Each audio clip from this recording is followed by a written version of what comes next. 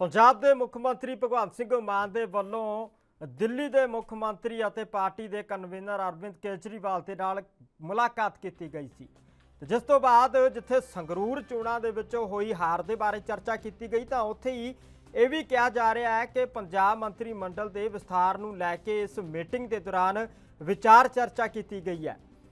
तो इस तो बाद पंजाब मंत्री मंडल च विस्तार दीयां जिहड़ियां चर्चावां ने उन्होंने जोर फड़िया होया। लगातार इसे खबर के उत्ते जिहड़ियां नज़रां ने पंजाब वासियों दीयां टिकियां होईयां नज़र आ रही कि आखिर वो किहड़े चेहरे होणगे जिहड़े कि हुण वजारत दे विच शामिल होण जा रहे हैं।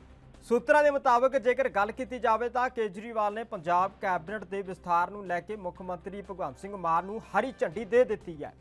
अजिहा भी कहा जा रहा है कि पंजाब कैबिनेट के विस्तार की जिहड़ी तैयारी है वह भी पूरी हो चुकी है। किहड़े चेहरे होणगे उसके उत्ते भी विचार चर्चा कर ली गई है। ऐतवार जां फिर सोमवार नूं यानी कि 1-2 दिन के विच मंत्री मंडल के जिहड़े नवे मंत्री ने वो सौं चुक सकते हैं। ये जिहड़ियां क्यासराइयां ने वो लगाईयां जा रही ने। यह भी कहा जा रहा है कि 4-5 विधायकों नूं मंत्री बनाया जा सकता है।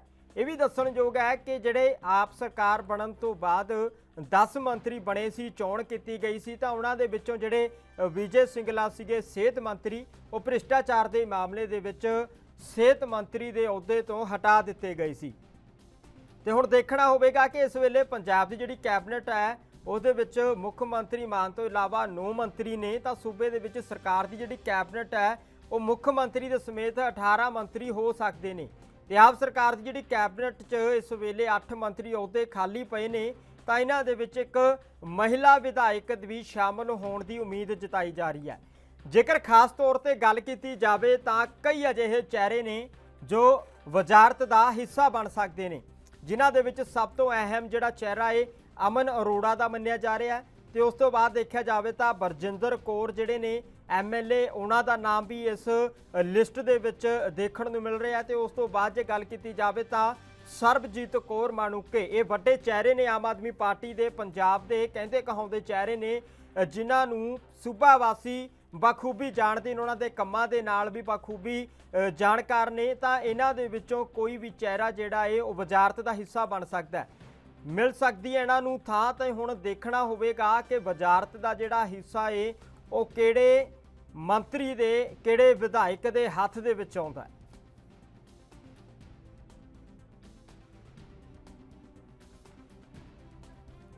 सो पंजाब दे मुख्य मंत्री भगवंत सिंह मान दे वल्लों दिल्ली दे CM यानी कि पार्टी के जिहड़े कन्वीनर ने अरविंद केजरीवाल होरां दे नाल कल मुलाकात की गई सी। तां ये वड्डी जिहड़ी चर्चा हुई है उस दे विच सामने आया कि इस विचार चर्चा दे विच हरी झंडी दी गई है कि पंजाब की जिहड़ी कैबिनेट है उसका विस्तार किया जाए।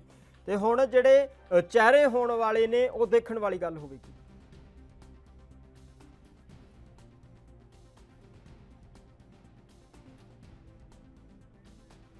सो कौन होवेगा वजारत का हिस्सा इस चर्चा करन दे लई साडे नाल चंडीगढ़ तो अमित जुड़े हुए ने ते न्यूज़ रूम तो साडे नाल गगन भी मौजूद ने। अमित तुहाडे तो जानना चाहांगे अज जिहड़ी वड्डी खबर सामने आई है कि वजारत का विस्तार होण जा रहा, पंजाब कैबिनेट के मंत्रियों के पद खाली ने तो उन्हां नूं जिहड़ी है हुण भरन की कवायद वो जारी की जाऊगी। ये भी सुनन दे विच आया कि जिहड़े चेहरे ने उन्हां दी चोण भी कर ली गई है तो आउण वाले दिनां दे विच वो सौं चुकते हुए भी नज़र आ सकते हैं।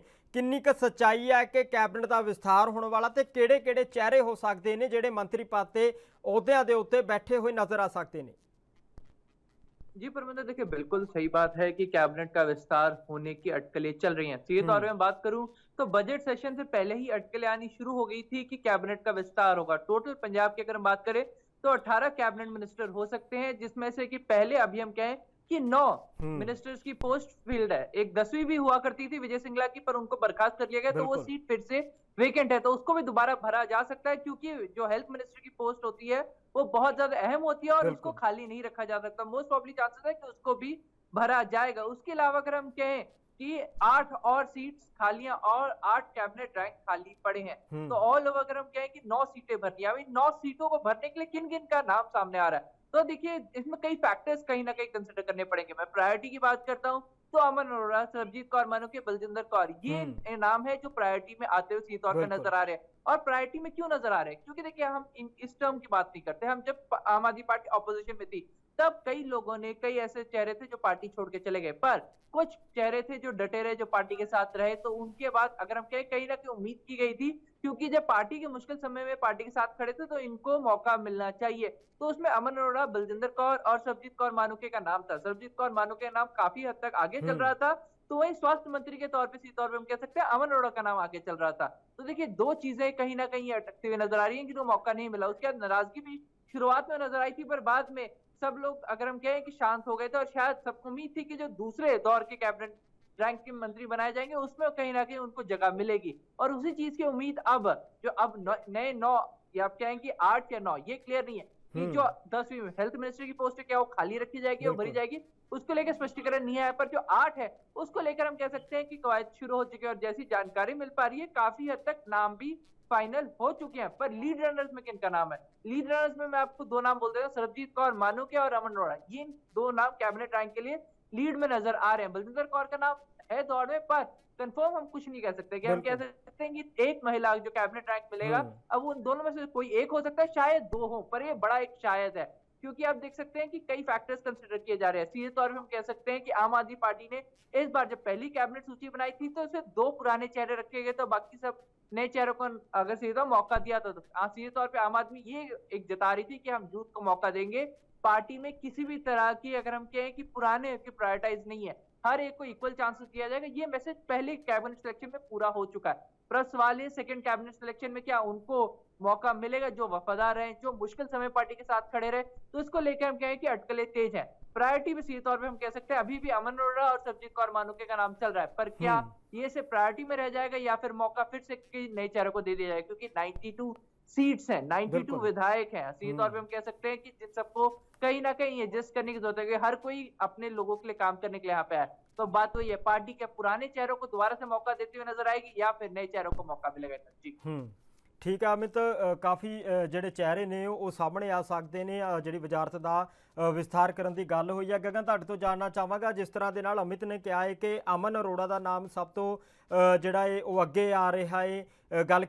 ਗੱਲ ਕੀਤੀ ਜਾਵੇ ਤਾਂ ਮਣੂਕੇ ਨੇ, ਜਿਹੜੇ ਸਰਬਜੀਤ ਕੌਰ ਮਣੂਕੇ ਨੇ, ਉਹਨਾਂ ਦਾ ਨਾਮ ਅੱਗੇ ਆ ਰਿਹਾ ਹੈ। ਤੇ ਉਸ ਤੋਂ ਇਲਾਵਾ ਮਹਿਲਾ ਜਿਹੜੇ ਮੰਤਰੀ ਨੇ ਉਹ ਬਣ ਸਕਦੇ ਨੇ। ਤਾਂ ਜੇ ਗੱਲ ਕੀਤੀ ਜਾਵੇ ਅਮਨ ਅਰੋੜਾ ਦੀ, ਤਾਂ ਉਹਨਾਂ ਦਾ ਕਿੱਥੋਂ ਤੱਕ ਲੱਗਦਾ ਕਿ ਇਸ ਮੰਤਰੀ ਅਹੁਦੇ ਤੇ ਉਹ ਬੈਠ ਸਕਦੇ ਨੇ, ਉਹਦੇ ਬਾਰੇ ਜਾਣਕਾਰੀ ਲੈਣੀ ਚਾਹਾਂਗੇ। ਤੇ ਉਸ ਤੋਂ ਬਾਅਦ ਜਿਹੜੇ ਮੰਤਰੀਆਂ ਦੇ ਨਾਮ ਸਾਹਮਣੇ ਆ ਰਹੇ ਨੇ, ਲਗਾਤਾਰ ਉਹਨਾਂ ਦੀ ਵੀ ਜਾਣਕਾਰੀ ਸਾਡੇ ਨਾਲ ਸਾਂਝੀ ਕਰਿਓ।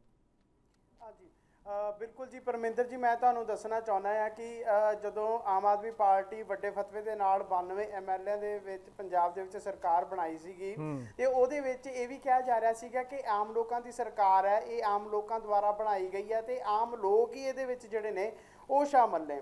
ਤੇ ਦੂਸਰੀ ਵੱਡੀ ਗੱਲ ਕਰੀਏ, ਜਦੋਂ ਪਹਿਲੀ ਜਿਹੜੀ ਕੈਬਨਿਟ ਬਣੀ ਸੀ ਉਹਦੇ ਵਿੱਚ ਜਿਹੜੇ ਨੇ 10 ਅਹੁਦੇਦਾਰ ਸੀਗੇ, ਤੇ 10 ਦੇ ਵਿੱਚੋਂ ਜਿਹੜੇ ਨੇ ਡਾਕਟਰ ਵਿਜੇ ਸਿੰਗਲਾ ਜਿਹੜਾ ਰਿਸ਼ਵਤ ਦੇ ਵਿੱਚ ਜਿਹੜੇ ਨੇ ਉਹ ਗ੍ਰਿਫਤਾਰ ਕੀਤੇ ਗਏ ਸੀਗੇ, ਕਿਉਂਕਿ ਜਿਹੜੀ ਆ ਆਮ ਆਦਮੀ ਪਾਰਟੀ ਸਰਕਾਰ ਨੇ ਰਿਸ਼ਵਤ ਖਿਲਾਫ, ਭ੍ਰਿਸ਼ਟਾਚਾਰ ਖਿਲਾਫ ਜਿਹੜੀ ਆ ਵੱਡੀ ਮੁਹਿੰਮ ਛੇੜੀ ਹੋਈ ਸੀਗੀ। ਉਹਦੇ ਵਿੱਚ ਜਿਹੜੇ ਉਹ ਦੋਸ਼ੀ ਪਾਏ ਗਏ ਸੀਗੇ, ਚਾਹੇ ਦੋਸ਼ੀ ਵੱਡਾ ਹੋਵੇ ਜਾਂ ਚਾਹੇ ਕੈਬਨਿਟ ਦਾ ਹੋਵੇ, ਚਾਹੇ ਉਹ ਆਮ ਪਾਰਟੀ ਦਾ ਹੋਵੇ ਤੇ ਚਾਹੇ ਆਮ ਇਨਸਾਨ ਕਿਉਂ ਨਾ ਹੋਵੇ, ਕਿਉਂਕਿ ਦੋਸ਼ ਤਾਂ ਦੋਸ਼ ਹੀ ਹੁੰਦਾ ਆ। ਤੇ ਇਹ ਸਰਕਾਰ ਦਾ ਜਿਹੜਾ ਹੈ ਮੁੱਖ ਏਜੰਡਾ ਰਿਹਾ, ਉਹਦੇ ਵਿੱਚ ਜਿਹੜੇ ਆ ਉਹ ਦੋਸ਼ੀ ਪਾਏ ਗਏ। ਇਸ ਕਰਕੇ ਜਿਹੜੇ ਆ ਗਿਣਤੀ 9 ਹੀ ਰਹਿ ਗਈ।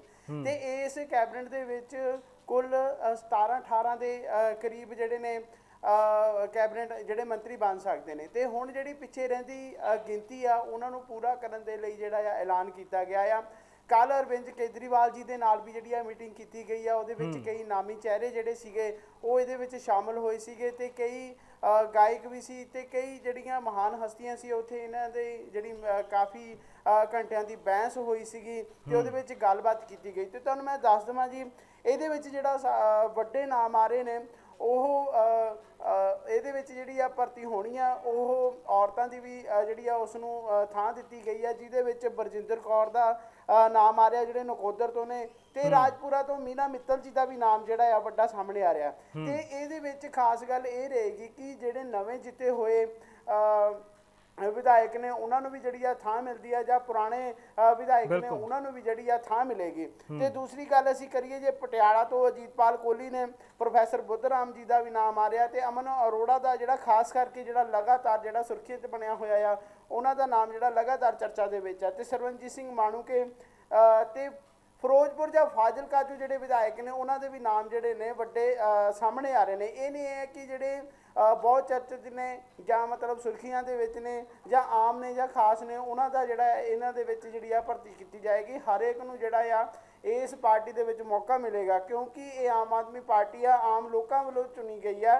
ਇਹਦੇ ਵਿੱਚ ਖਾਸ ਚਿਹਰਿਆਂ ਨੂੰ ਜਿਹੜੀ ਆ ਪਹਿਲ ਨਹੀਂ ਆ ਤੇ ਕੰਮ ਦੇ ਆਧਾਰ ਤੇ ਜਿਹੜਾ ਆ ਹਰ ਇੱਕ ਨੂੰ ਜਿਹੜੀ ਆ ਇਹਦੇ ਵਿੱਚ ਜਿਹੜੀ ਆ ਇਹਦੀ ਨੁਮਾਇੰਦਗੀ ਹੋਗੀ। ਤੇ ਦੱਸੀਏ ਕਿ ਇਹਦੇ ਵਿੱਚ ਜਿਹੜੇ ਆ ਪੋਰਟਫੋਲੀਓ ਜਿਹੜੇ ਨੇ ਉਹ ਵੀ ਜਿਹੜੇ ਆ ਬਦਲੇ ਜਾਣ ਦੀ ਜਿਹੜੀ ਆ ਸੰਭਾਵਨਾ ਹੈ। ਠੀਕ ਹੈ ਗਗਨ, ਅਮਿਤ ਤੁਹਾਡੇ ਤੋਂ ਜਾਣਨਾ ਚਾਹੂੰਗਾ ਜਿਸ ਤਰ੍ਹਾਂ ਦੇ ਨਾਲ ਗਗਨ ਨੇ ਕਿਹਾ ਹੈ ਕਿ ਨਵੇਂ ਮੰਤਰੀ ਵੀ ਇਹਦੇ ਵਿੱਚ ਸ਼ਾਮਲ ਹੋ ਸਕਦੇ ਨੇ ਜਾਂ ਫਿਰ ਪੁਰਾਣੇ ਜਿਹੜੇ ਵਰਕਰ ਨੇ ਜਾਂ ਮੰਤਰੀ ਰਹਿ ਚੁੱਕੇ ਨੇ ਵਿਧਾਇਕ ਰਹਿ ਚੁੱਕੇ ਨੇ ਉਹਨਾਂ ਦਾ ਨਾਮ ਵੀ ਅੱਗੇ ਆ ਸਕਦਾ ਹੈ। ਕੀ ਲੱਗਦਾ ਕਿ ਜਿਹੜੇ ਐਕਸਪੀਰੀਅੰਸ ਵਾਲੇ ਬੰਦੇ ਨੇ ਕਿਉਂਕਿ ਅਸੀਂ ਵਿਧਾਨ ਸਭਾ ਦੇ ਵਿੱਚ ਵੀ ਦੇਖਿਆ ਹੈ ਕਿਸ ਤਰ੍ਹਾਂ ਦੇ ਨਾਲ ਹੰਗਾਮਾ ਸੀਗਾ, ਕਿਸ ਤਰ੍ਹਾਂ ਦੇ ਨਾਲ ਵਿਰੋਧੀਆਂ ਦੇ ਨਾਲ ਗੱਲਬਾਤ ਕੀਤੀ ਗਈ ਸੀ, ਉਸ ਤੋਂ ਵੀ ਜਿਹੜੀਆਂ ਕਿਆਸਰਾਈਆਂ ਲਗਾਈਆਂ ਜਾ ਸਕਦੀਆਂ ਨੇ ਕਿ ਕਿਸ ਦੇ ਕੋਲ ਜ਼ਿਆਦਾ ਐਕਸਪੀਰੀਅੰਸ ਹੈ ਬੋਲਣ ਦਾ ਤੇ ਆਪਣਾ ਜਿਹੜਾ ਅਹੁਦਾ ਹੈ ਉਹ ਸੰਭਾਲਣ ਦੀ ਕਾਬਲੀਅਤ ਕਿਹਦੇ ਵਿੱਚ ਜ਼ਿਆਦਾ ਹੈ। ਕੀ ਲੱਗਦਾ ਜਿਹੜੇ ਪੁਰਾਣੇ ਪਾਰਟੀ ਵਰਕਰ ਨੇ ਉਹਨਾਂ ਦੇ ਜਿਹੜੇ ਚਿਹਰੇ ਨੇ ਉਹ ਮੰਤਰੀ ਕਹਾ ਸਕਦੇ ਨੇ ਜਾਂ ਫਿਰ ਨਵਿਆਂ ਨੂੰ ਵੀ ਮੌਕਾ ਮਿਲ ਸਕਦਾ है? हाँ जी परमिंदर, देखिए सवाल यहीं पे खड़ा होता है। अगर हम कहें कि जो पार्टी के विधायक दोबारा जीत के आए उनको दोबारा मौका दिया जाना चाहिए या फिर जो नए विधायक जो पहली और विधायक चुन के आए, क्योंकि हम कहें कि आम आदमी पार्टी की संख्या नए चुने गए विधायकों की है, पर अगर हम बात करें कि पुराने विधायकों उनकी संख्या भी कम नहीं है। अगर से उनको ही चुना जाए तब भी हम कह सकते हैं कि सभी जो कैबिनेट रैंक्स हैं वो भरे जा सकते हैं। पर यहीं पर सवाल खड़ा करते हुए नजर आ रही है आम आदमी पार्टी शुरू से ये चीज कहती हुई नजर आ रही है कि हम लोग पुरानी राजनीति करते हुए नहीं आए हैं, पुरानी राजनीति के लिए नहीं आए हैं, हमारी प्रायोरिटी सिर्फ और सिर्फ बदलाव है और बदलाव के लिए हम नए चेहरों को प्रेफर करते हैं। तो यही अगर हम कहेंगे जो कैबिनेट सिलेक्शन की गई थी, जो पहली कैबिनेट सिलेक्शन की गई उसमें ध्यान से देखें तो सिर्फ 2 पुराने चेहरे थे और 8 नए चेहरे फर्स्ट टाइम विधायकों को चुना गया था। सीधे तौर पर एक क्लियर कट मैसेज था, we are there for change, मतलब कि पंजाब में जो आम आदमी पार्टी की सरकार आई है बड़े बदलाव के लिए। तो यहीं पर सवाल खड़ा होता है कि क्या जो अब कैबिनेट का विस्तार हो रहा है उसमें क्या पुराने चेहरों को जगह मिलती है? नहीं। तो देखिए ये बहुत जरूरी आता है कि पुराने चेहरों को भी जगह देने की जरूरत है क्योंकि ये वो लोग हैं जो एक पूरा दौर हिल चुके हैं। अगर हम कहें 5 साल वो ऑपोजिशन में थे, उन्होंने देखा है कि सरकार कैसे चलती, कैसे काउंटर होने की। इसका सीधा एग्जाम्पल बजट में देखने मिला कि जहां पर कहीं ना कहीं अगर हम कहें कि संख्या को छोड़ दें तब ऑपोजिशन काफी हद तक भारी होती हुई नजर आई थी अगर हम संख्या की बात ना करें, क्योंकि सिर्फ क्लियर कट ज्यादा समय होने के कारण और मेजॉरिटी होने के कारण कह सकते हैं कि सरकार ऑपोजिशन ने प्रेशर बना पाई, पर ऑपोजिशन कम संख्या में होने के बावजूद भी उनके ऊपर प्रेशर बनाते कहीं ना कहीं एक्सपीरियंस भी सेशन में मैटर करता हुआ नजर आ रहा है। पर सवाल यह है कि वो सिर्फ सेशन के लिए एक्सपीरियंस चाहिए, क्या आपको लोगों के लिए वो एक्सपीरियंस चाहिए? वो एक बड़ा सवाल होता है। और आम आदमी पार्टी ने चीज क्लियर की कि लोगों के लिए काम करने के लिए आपको एक्सपीरियंस नहीं चाहिए, आपको सिर्फ इच्छा चाहिए कि आप लोगों के लिए अच्छा काम करें, भ्रष्टाचार फ्री काम करें। तो यहाँ पे हम लोग कहते हैं कि ग्रानियां अड़ रही हैं। अब सवाल है कि मौका किसे दे, तो मौका देना भी जरूरी है क्योंकि देखिए पुराने चेहरों को मौका देना जरूरी होगा, नहीं तो पार्टी के अंदर जो ट्रस्ट है वो कहीं ना कहीं हिट होता हुआ नजर आएगा। मैं चाहे तौर पर बात कर ले कि अमन अरोड़ा जो पहली सूची अगर हम कंसिडर करते हैं जो पहले 10 नाम उसमें कहीं ना कहीं अमन अरोड़ा का नाम आना बहुत ज्यादा एक्सपेक्टेड था, क्योंकि कहीं ना कहीं उनका हेल्थ मिनिस्टर या फाइनेंस मिनिस्टर पहले ऐसे अटकलें चल रही थी कि इन दोनों को ये एक बड़ी पोस्ट उन्हें दी जा सकती है। खैर अगर हम कहें कि उनको दोनों में से कोई पोस्ट नहीं मिली, पर एक सीनियर नेता है, एक अच्छे प्रवक्ता है और आप देख सकते हैं कि चेयरमैन तक की पोस्ट उनको विधानसभा में दी, तो कहीं ना कहीं इस फैक्टर को कंसिडर किया जाए। अमन अरोड़ा एक इंपॉर्टेंट पार्टी मेंबर है, एक अच्छे विधायक है और एक अच्छे रिप्रेजेंटेटिव है, तो उन्हें कैबिनेट रैंक मिलना चाहिए। ये आप सीधे तौर पर कह सकते हैं कि वो एक अच्छा अगर हम कहें अच्छे लीडर और एक अच्छे मंत्री बन सकते हैं, ये एक प्रायोरिटी आ गई। वहीं दूसरी तरफ हम बात कर लेते हैं Sarabjit Kaur Manuke, deputy leader of opposition थी, जब ऑपोजिशन में आम आदमी थी तब डिप्टी लीडर ऑफ ऑपोजिशन का एक इंपॉर्टेंट दिया हुआ था, तो उनको भी एक्सपीरियंस है। तब भी वो अगर हम कहें कि विपक्ष के तौर पर विपक्ष देख चुकी है और अब क्योंकि उनकी सरकार है तो उनको भी एक मौका देना चाहिए। तो हम कह सकते हैं कि जो चेहरों को, महिलाओं को जो ज्यादा मौका देने की बात है तो कहीं ना कहीं उनको चेहरा देकर चांस देकर उनको एक अच्छी एग्जाम्पल सेट किया जा सकता है। फिर फाइनली बात आती है बलजिंदर कौर की, जो पहले अगर हम कहेंगे 10 में उनको जगह नहीं मिली तो कहीं ना कहीं वो रूठी हुई नजर आई थी। कई पोस्ट हुए थे जो बाद में डिलीट कर दिए गए, पर कहा भी गया उनकी तरफ से कि इनको अननेसेसरीली जोड़ा जा रहा है। वो पार्टी की वर्कर है और लगातार पार्टी के लिए काम करती रहेंगी, पर कहीं ना कहीं उनका गुस्सा नजर आ रहा था कि उनको मौका नहीं मिला, क्योंकि एक टफ टाइम है। क्यों देखिए, जब ऑपोजिशन में थे तब लगातार पार्टी से लोग गए हैं, लगातार पार्टी को बड़े झटके लगे हैं, तो उसके बावजूद ही पार्टी में वो डटे हुए थे, तो उनको कहीं ना कहीं उम्मीद थी कि उनको मौका दिया जाएगा। और शायद यही सब फैक्टर्स लेकर हम पंजाब के मुख्यमंत्री भगवंत मान क्योंकि आम आदमी पार्टी के सुप्रीमो अरविंद केजरीवाल से डिस्कस करने गए थे कि क्या पुराने चेहरों को हम कितनी प्रायोरिटी दें, क्योंकि पुराने चेहरों को प्रायोरिटी देने की जरूरत है, और अगर प्रायोरिटी नहीं दी जाती है तो कहीं ना कहीं आम आदमी पार्टी को इसका नेगेटिव इम्पैक्ट पड़ेगा, क्योंकि कहीं ना कहीं पुराने लीडर्स का बहुत अहम रोल है कि पुराने लीडर्स ने जो मैसेज सेट किया, जो पुराने लीडर्स ने जो काम किया, उसने ही मैसेज फॉरवर्ड किया है कि इस बार के इलेक्शन में कि पुराने हमारे इतने विधायक थे, इन्होंने लगातार आपकी आवाज उठाई, लगातार पंजाब के लोगों की काम करने की कोशिश की। और अगर आप हमें इन्हीं को देखते हुए, क्योंकि सीधे तौर पे हम देखते हैं कोई एग्जाम्पल सेट करते हैं, तो उनका एग्जाम्पल देके दिल्ली का एग्जाम्पल दिया और पंजाब में इन चुने गए पुराने, पिछली बार जब ऑपोजिशन में थे आम आदमी, तो इन विधायकों का एग्जाम्पल देकर अगली सरकार या फिर इस सरकार के लिए अपील की गई थी। तो सवाल यहीं पे आ जाता है कि अगर पुराने का एग्जाम्पल दिया तो उनको मौका भी तो देना चाहिए, क्योंकि लोगों ने इन्हीं का काम देखा, और अगर इनको मौका मिलता है कैबिनेट में तो ये और अच्छा काम कर सकता है। और पार्टी जो कहीं ना कहीं संगरूर बाई इलेक्शन के बाद थोड़ी सी हिट हुई है, तो देखिए हिट जरूर हुई है, ये झुटला नहीं सकती आम आदमी पार्टी। 92 का मैंडेट होने के बावजूद भी संगरूर बाई इलेक्शन हारना, तो उसको खुद को स्टेबल करने के लिए पुराने चेहरों को दोबारा आगे लाने की जरूरत पड़ेगी। तो देखना होगा कि क्या डिसीजन लिया गया, क्या पुराने चेहरों को आगे लाया जा रहा है या फिर नए चेहरों को आगे लाया जा रहा है, या फिर एक बिल्कुल सेफ साइड खेलते एक मिक्स एंड मैच रखा गया, कुछ नए चेहरे कुछ पुराने चेहरे उनको मिक्स रिप्रेजेंट किया जा रहा है। जी ठीक है, हमें देखना होगा कि नਵੇਂ ਚਿਹਰੇ ਜਿਹੜੇ ਨੇ ਉਹ ਵਜ਼ਾਰਤ ਦਾ ਹਿੱਸਾ ਬਣਦੇ ਨੇ ਜਾਂ ਨਵੇਂ ਬਣਦੇ ਨੇ। ਇੱਕ ਗੱਲ ਹੋਰ ਵੀ ਇੱਕ ਸਵਾਲ ਜਿਹੜਾ ਹੈ ਉਹ ਪੈਦਾ ਹੋ ਜਾਂਦਾ। ਗਗਨ, ਤੁਹਾਡੇ ਤੋਂ ਜਾਣਨਾ ਚਾਹੂੰਗਾ, ਵਿਧਾਨ ਸਭਾ ਦੇ ਵਿੱਚ ਇੱਕ ਜਦੋਂ ਅਖੀਰਲੇ ਦਿਨ ਦੇ ਵਿੱਚ ਡਿਪਟੀ ਸਪੀਕਰ ਦੀ ਚੋਣ ਹੁੰਦੀ ਹੈ ਜੈ ਕਿਸ਼ਨ ਅਰੋੜੀ ਉਹਨਾਂ ਦੀ, ਤਾਂ ਵਿਰੋਧੀ ਧਿਰ ਦੇ ਜਿਹੜੇ ਨੇਤਾ ਨੇ ਉਹਨਾਂ ਦੇ ਵੱਲੋਂ ਜਿੱਥੇ ਉਹਨਾਂ ਨੂੰ ਵਧਾਈ ਦਿੱਤੀ ਗਈ ਤਾਂ ਉਹਨਾਂ ਦੇ ਵੱਲੋਂ ਸੀਐਮ ਭਗਵੰਤ ਸਿੰਘ ਮਾਨ ਨੂੰ ਇਹ ਰਿਕੁਐਸਟ ਵੀ ਕੀਤੀ ਗਈ ਕਿ ਇਹਨਾਂ ਨੂੰ ਕੈਬਨਿਟ ਦਾ ਵੀ ਕੋਈ ਨਾ ਕੋਈ ਰੈਂਕ ਦਿੱਤਾ ਜਾਵੇ, ਕਿਉਂਕਿ ਵਿਰੋਧੀ ਧਿਰ ਦੇ ਵੱਲੋਂ ਏਡੀ ਵੱਡੀ ਗੱਲ ਕਹਿਣੀ ਤੇ ਉਹਨਾਂ ਦਾ ਕਹਿਣਾ ਹੈ ਕਿ ਇਹ ਇਹਨਾਂ ਦੇ ਨਾਲ ਕੰਮ ਕਰ ਚੁੱਕੇ ਨੇ, ਉਹਨਾਂ ਨੂੰ ਜਾਣਦੇ ਨੇ, ਬਖੂਬੀ ਜਾਣਦੇ ਨੇ ਤੇ ਪਿਛਲੇ ਜਿਹੜੇ 2 ਵਾਰ ਉਹ ਉੱਥੋਂ ਵਿਧਾਇਕ ਵੀ ਰਹਿ ਚੁੱਕੇ ਨੇ ਗੜ੍ਹਸ਼ੰਕਰ ਤੋਂ। ਕੀ ਲੱਗਦਾ ਕਿ ਜਿਹੜੀ ਰਿਕੁਐਸਟ ਸੀ ਉਸ ਨੂੰ ਵੀ ਐਕਸੈਪਟ ਕੀਤਾ ਜਾ ਸਕਦਾ, ਜਿੱਥੇ ਡਿਪਟੀ ਸਪੀਕਰ ਦਾ ਅਹੁਦਾ ਮਿਲਿਆ ਉਹਨਾਂ ਨੂੰ, ਕੀ ਲੱਗਦਾ ਕਿ ਉਹਨਾਂ ਨੂੰ ਕੈਬਨਿਟ ਦਾ ਵੀ ਕੋਈ ਨਾ ਕੋਈ ਰੈਂਕ ਮਿਲ ਸਕਦਾ ਹੈ ਜੈ ਕਿਸ਼ਨ ਸਿੰਘ ਰੋੜੀ ਉਹਨਾਂ ਨੂੰ? ਹਾਂਜੀ ਪਰਮਿੰਦਰ ਜੀ, ਤੁਹਾਨੂੰ ਦੱਸ ਦਈਏ ਕਿ ਜਦੋਂ ਆਮ ਆਦਮੀ ਪਾਰਟੀ ਸੱਤਾ ਦੇ ਵਿੱਚ ਆਈ ਸੀਗੀ ਤੇ ਉਹਨਾਂ ਕੋਲ ਜਿਹੜੇ ਕਾਫੀ ਨਾਮੀ ਚਿਹਰੇ ਸੀਗੇ, ਜਿਹਦੇ ਵਿੱਚ ਜਿਹੜੇ ਆ ਹਰਪਾਲ ਚੀਮਾ ਜੀ ਵੀ ਆ, ਅਮਨ ਅਰੋੜਾ ਜੀ ਵੀ, ਜਿਨ੍ਹਾਂ ਦਾ ਲਗਾਤਾਰ ਨਾਮ ਚੱਲਦਾ ਹੈ, ਕੁਲਤਾਰ ਸਿੰਘ ਸੰਧਵਾ ਜੀ ਨੇ, ਜਿਨ੍ਹਾਂ ਨੂੰ ਜਿਹੜਾ ਆ ਲੋਕ ਦੇ ਵਿਧਾਨ ਸਭਾ ਦੇ ਸਪੀਕਰ ਬਣਾਇਆ ਗਿਆ, ਤੇ ਹੁਣ ਜਿਹੜਾ ਨਾਮ ਉੱਭਰ ਕੇ ਆਇਆ ਆ ਜੈ ਕਿਸ਼ਨ ਜੀ ਰੋੜੀ ਜੀ ਦਾ, ਤੇ ਉਹਨਾਂ ਨੂੰ ਹੁਣ ਡਿਪਟੀ ਕਮਿਸ਼ਨਰ ਜਿਹੜਾ ਬਣਾ ਦਿੱਤਾ ਗਿਆ ਆ। ਤੇ ਨਾਮੀ ਜਿਹੜੇ ਚਿਹਰੇ ਜਿਵੇਂ ਹਰਪਾਲ ਸਿੰਘ ਚੀਮਾ ਜਿਹੜੇ ਵਿੱਤ ਮੰਤਰੀ ਬਣਾਏ ਗਏ ਨੇ, ਤੇ ਉਹਨਾਂ ਦਾ ਨਾਮ ਵੀ ਜਿਹੜਾ ਜਿਨ੍ਹਾਂ ਕੋਲ ਪਹਿਲਾਂ ਤੋਂ ਅਹੁਦੇ ਹੈਗੇ ਨੇ ਉਹ ਅਹੁਦੇ ਸੰਭਾਲਣ ਲਈ ਜਿਹੜੇ ਨੇ ਯੋਗ ਨੇ, ਤੇ ਉਹਨਾਂ ਨੂੰ ਜਿਹੜਾ ਆ ਇਸ ਕੈਬਨਿਟ ਦੇ ਵਿੱਚ ਜਿਹੜਾ ਮੌਕਾ ਦਿੱਤਾ ਜਾਵੇ, ਮੈਨੂੰ ਨਹੀਂ ਲੱਗਦਾ ਕਿ ਇਹ ਵਾਜਬ ਹੋਏਗਾ। ਤੇ ਦੂਸਰੀ ਗੱਲ ਅਸੀਂ ਕਰੀਏ ਕਿ ਜਿਹੜੇ ਹੋਰ ਵੀ ਜਿਹੜੇ ਚਿਹਰੇ ਨੇ, ਚਾਹੇ ਉਹ ਬਰਜਿੰਦਰ ਕੌਰ ਦਾ ਨਾਮ ਹੋਵੇ, ਚਾਹੇ ਅਜੀਤਪਾਲ ਕੋਹਲੀ ਦਾ ਨਾਮ ਹੋਵੇ ਪਟਿਆਲੇ ਤੋਂ, ਇਸੇ ਤਰ੍ਹਾਂ ਦੇ ਜਿਹੜੇ ਆ ਨਾਮ ਜਾਂ ਚਿਹਰੇ ਜਿਹੜੇ ਆ ਉਹ ਅੱਗੇ ਆਉਣ ਦੀ ਜਿਹੜੀ ਆ ਉਹ ਸੰਭਾਵਨਾ ਆ। ਠੀਕ ਹੈ ਗਗਨ, ਦੇਖਣਾ ਹੋਵੇਗਾ ਕਿ ਕਿਸ ਤਰ੍ਹਾਂ ਦੇ ਨਾਲ ਜਿਹੜੀ ਵਜ਼ਾਰਤ ਹੈ ਉਹਦੇ ਵਿੱਚ ਚਿਹਰੇ ਆਉਂਦੇ ਨੇ ਤੇ ਕਿਹੜੇ ਚਿਹਰੇ ਹੋਣਗੇ, ਨਵੇਂ ਹੋਣਗੇ ਜਾਂ ਪੁਰਾਣੇ ਹੋਣਗੇ, ਤੇ ਕਿਹੜਾ ਅਹੁਦਾ ਕਿਸ ਨੂੰ ਮਿਲਦਾ ਹੈ। ਬਹੁਤ ਬਹੁਤ ਸ਼ੁਕਰੀਆ, ਧੰਨਵਾਦ ਅਮਿਤ ਤੁਹਾਡਾ ਵੀ ਸਾਡੇ ਨਾਲ ਜੁੜਨ ਦੇ ਵਾਸਤੇ, ਤੇ ਗਗਨ ਤੁਹਾਡਾ ਵੀ ਬਹੁਤ ਬਹੁਤ ਸ਼ੁਕਰੀਆ। ਸੋ ਦੇਖਣਾ ਹੋਵੇਗਾ ਕਿ ਵਜ਼ਾਰਤ ਦੀ ਜਿਹੜੀ ਨਵੀਂ ਕੈਬਨਿਟ ਦਾ ਵਿਸਥਾਰ ਹੋ ਰਿਹਾ ਹੈ ਉਸ ਦੇ ਵਿੱਚ ਕਿਹੜੇ ਚਿਹਰੇ ਹੋਣਗੇ ਤੇ ਕਿਹੜੇ ਨਾਮ ਜਿਹੜੇ ਹੋਣਗੇ ਉਹ ਕਿਹੜੇ ਕਿਹੜੇ ਰੈਂਕ ਤੇ ਉੱਤੇ ਨਜ਼ਰ ਆ ਸਕਦੇ ਨੇ। ਸੋ ਦੱਸ ਦਈਏ ਕਿ 1-2 ਦਿਨ ਦੇ ਵਿੱਚ ਜਿਹੜਾ ਹੈ ਉਹ ਰੈਂਕ ਜੋ ਹੈ ਉਹ ਮਿਲ ਜਾਵੇਗਾ ਤੇ ਸਹੁੰ ਚੁੱਕਦੇ ਹੋਏ ਨਜ਼ਰ ਆ ਸਕਦੇ ਨੇ। ਸੋ ਦੱਸ ਦਈਏ ਕਿ ਅੱਜ ਇੱਕ ਮੀਟਿੰਗ ਜਿਹੜੀ ਆ ਉਹ ਵੀ ਕੀਤੀ ਗਈ ਤੇ ਕੱਲ ਸੀਐਮ ਭਗਵੰਤ ਸਿੰਘ ਮਾਨ ਦਿੱਲੀ ਗਏ ਨੇ, ਅਰਵਿੰਦ ਕੇਜਰੀਵਾਲ ਉਹਨਾਂ ਦੇ ਨਾਲ ਮੁਲਾਕਾਤ ਕੀਤੀ ਆ, ਜਿੱਥੇ ਸੰਗਰੂਰ ਜ਼ਿਮਨੀ ਚੋਣਾਂ ਦੀ ਹਾਰ ਦੇ ਉੱਤੇ ਮੰਥਨ ਕੀਤਾ ਗਿਆ।